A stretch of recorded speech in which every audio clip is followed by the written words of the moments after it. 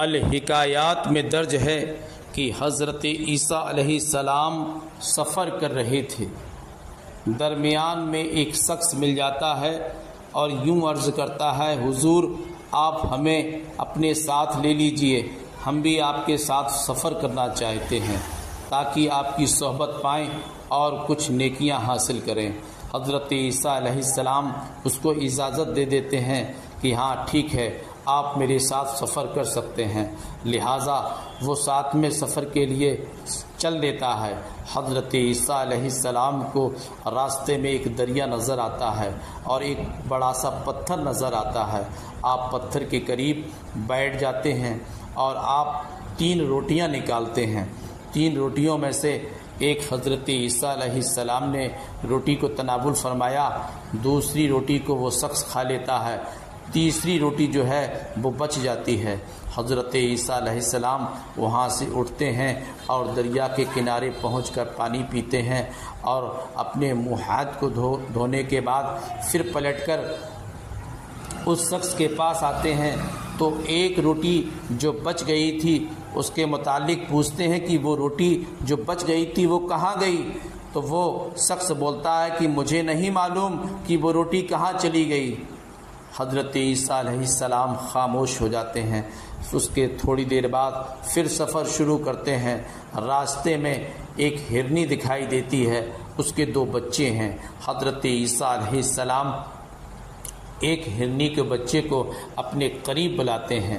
چونکہ حضرت عیسیٰ علیہ السلام پیغمبر ہیں، وہ ہرنی کا بچہ آپ کی بات مان کر آپ کے قریب آ جاتا ہے۔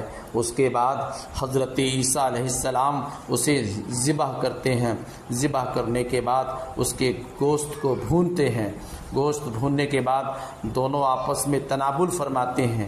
اس کے بعد حضرت عیسیٰ علیہ السلام اس کی ہرنی کے بچے کی ہڈیوں کو ایک ساتھ رکھ دیتے ہیں اور کہتے ہیں کہ اے ہرنی کے بچے، تو اللہ کے حکم سے زندہ ہو جا۔ لہٰذا وہ ہرنی کا بچہ پھر زندہ ہو جاتا ہے اور پھر وہ بچہ اپنی ماں کی طرف چلا جاتا ہے۔ حضرت عیسیٰ علیہ السلام کہتے ہیں، اللہ تعالیٰ کی جانب سے ہم نے تمہیں ایک معجزہ دکھایا، سچ سچ بتاؤ، سچ سچ بتاؤ کہ وہ تیسری روٹی کہاں گئی؟ وہ شخص بولتا ہے مجھے نہیں معلوم۔ حضرت عیسیٰ علیہ السلام خاموش ہو جاتے ہیں۔ اس کے بعد پھر سفر شروع کرتے ہیں تو راستے میں ایک دریا ملتا ہے۔ دریا جیسے ہی ملتا ہے، حضرت عیسیٰ علیہ السلام ایک پیغمبر ہیں، آپ اس شخص کا ہاتھ پکڑتے ہیں اور دریا کو پار کر جاتے ہیں۔ دریا کو پار کرنے کے بعد حضرت عیسیٰ علیہ السلام کہتے ہیں، اللہ تعالیٰ کی جانب سے ہم نے تمہیں ایک معجزہ دکھایا، سچ سچ بتاؤ کہ وہ تیسری روٹی کہاں گئی؟ وہ شخص بولتا ہے کہ مجھے نہیں معلوم کہ وہ روٹی کہاں گئی۔ حضرت عیسیٰ علیہ السلام پھر اسے صحرا کی طرف لے جاتے ہیں۔ وہاں پر ریت ہی ریت ہے۔ آپ کچھ ریت کو اکٹھی کرتے ہیں اور ریت کو حکم دیتے ہیں، اے ریت تو سونے کی بن جا۔ لہٰذا وہ ریت سونے کا ڈھیر بن جاتا ہے۔